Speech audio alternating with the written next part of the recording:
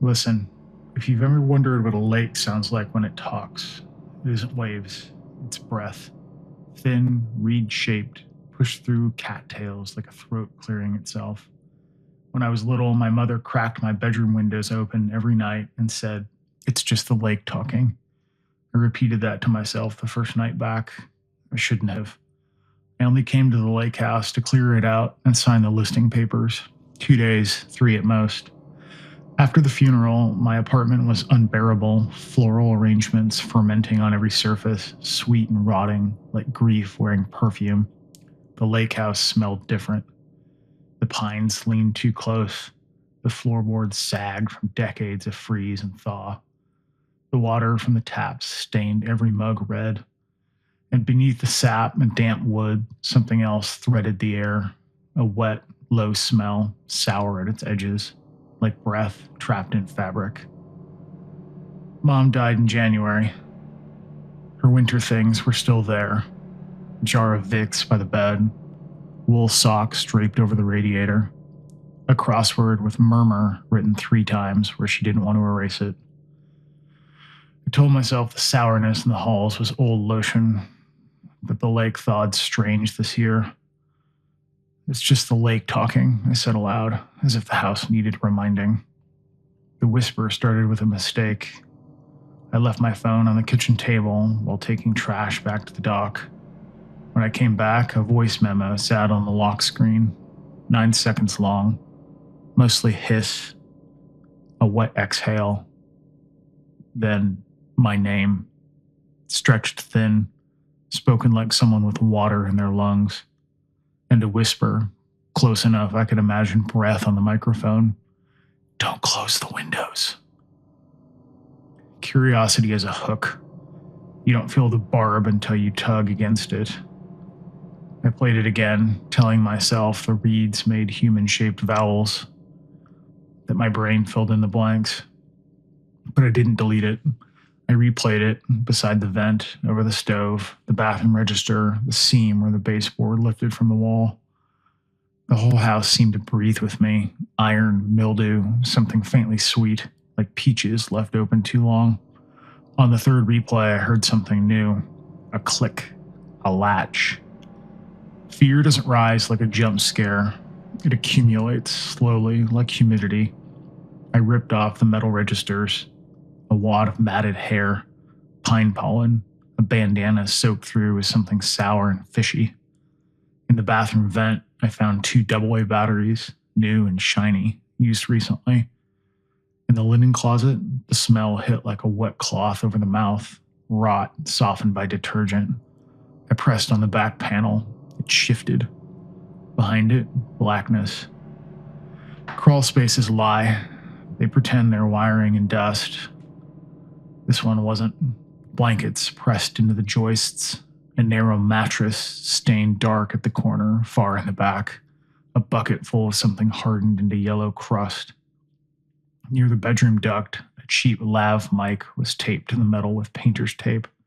A cable snaked to a cracked phone. Not my mother's, not mine. Someone had been living in the walls. I scrambled out and slammed the panel shut. My breath tasted like rust.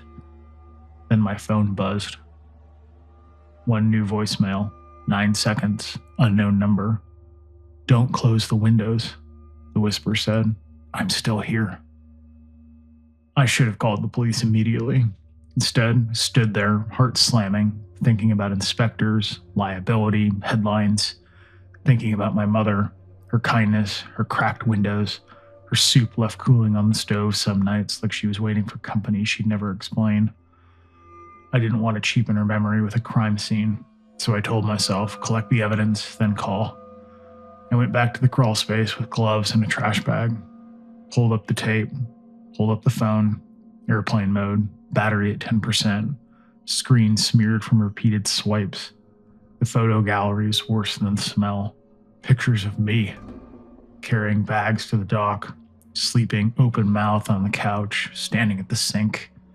Pictures of my mother, in her robe, hand to her heart, looking toward the vent above her bed. Older photos, my family at Christmas, Dad grilling, me at 8 in a paper crown, all shot from low angles, from inside the walls. My mother hadn't cracked the windows to hear the lake. She cracked them to let something else breathe. I dropped the phone, hands shaking, pressed 9-1, and realized there were no bars. Then a text arrived. One word. Don't. Something clicked in the hallway. A real latch this time. Footsteps climbed the dock stairs, wet, barefoot, soft as soaked wood. The smell reached me first. Lake water, damp wool. A sweetness like spoiled syrup. Then a voice. Hey. Casual, like you just stepped out to get the mail. Windows open? He rounded the corner. He was younger than I expected, older than me, beard patchy, hair stringy, skin crosshatched with small, neat cuts. He wore my father's rain jacket, the one Mom kept on a hook by the door. He raised both hands slowly. Not here to hurt you, he said. The lake told me you'd be back. His voice had that soaked wood rasp. He smelled like a wet towel sealed in a gym bag. You heard me, right? He asked. The vents? Yeah. Good. Don't close the windows. Air keeps us honest. Us? I asked. He blinked. She was here, he said quietly. Your mom. But she's quiet now. Quiet, not gone. He went on. I came in winter, needed somewhere the wind didn't bite. Your mom didn't mind. She cracked the windows for me, left seat by the vent, pushed cough drops through the grate like a little boat. His voice warmed with memory, like this was some shared kindness. She didn't know you were here, I said. She knew enough, he said simply. You need to leave, I told him, lifting my phone. He smiled. No service. Tower's still down. Everyone knows that. Not everyone, I thought. Not me. He stepped closer. That sweetness, swelling, syrupy and wrong. You know what else everyone knows? He whispered. Don't close the windows. He turned his back to me, walked to the sink, cupped water in his hands and drank until he choked. The cough sounded like something soft tearing. What did you do to her? I asked. His shoulders stiffened. Nothing, he said. She got small. People get small. I listened, that's all. He looked down the hall toward the crawl space. Windows open? He asked again. Then he started walking. Instinct chose for me. I grabbed his arm. He spun. We collided near the table. The glass fell and shattered.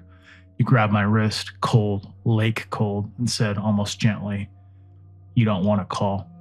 You want quiet. You're leaving. You just want it to be over. And the horrible truth was, part of me did. Let go, I said. Promise me, he whispered. Let go. Promise me you'll leave the windows cracked. I drove my forehead into his nose. The crack was soft, wet. He stumbled into the knife block. A chef's knife fell. I grabbed it. He stared at the blade, at me, at the windows. You close them, he said, coughing blood, and the house keeps what it smells. Then bolted down the hall into the dark. I didn't follow. I locked the doors, slammed the windows shut. 1, 2, 3. The house changed pitch, like something tightening its jaw. The smell sharpened, then settled, and the lake went completely still. Outside the dock, I finally got a bar. 911. A deputy came, a dog, flashlights. The crawl space was empty, just blankets and handprints smeared rusty down the panel. No tracks heading toward town, the deputy said. He'll turn up. People like that always do. He smiled, like this was comforting. Keep the windows closed tonight. I didn't sleep. The smell clung to the air, iron and sap and that faint sweetness. Just before dawn, the furnace kicked on. Through the vents, something whispered. Not a voice exactly, but more like a shape of one. Don't close the windows. The ducks hummed. The reeds outside answered. I signed the listing papers at noon. Return is what happens when you come back changed, and the place isn't. 3 weeks later, the buyers arrived, bright-eyed, city voices. I excited about the sound of waves. The husband tried the bedroom window, stuck halfway. Window stiff? He asked. No, I said. They like to stay open. His wife laughed. We love fresh air. It's just the lake talking, I said. The phrase echoed in my head in the ducks under the floorboards. I handed them the keys, told them where the breaker box was. I didn't mention the crawl space. Sometimes silence is mercy. When I stepped outside, the reeds rubbed their fingers together, whispering. The house behind me inhaled a long, slow breath. I could smell it in my clothes all the way back to town. I tell myself I'm not going back, but at night, when the wind shifts, I swear I still hear it. Not a voice, a breath, not a warning, a reminder. Leave the windows cracked. Air keeps us honest. And the house, wherever it is now, exhales.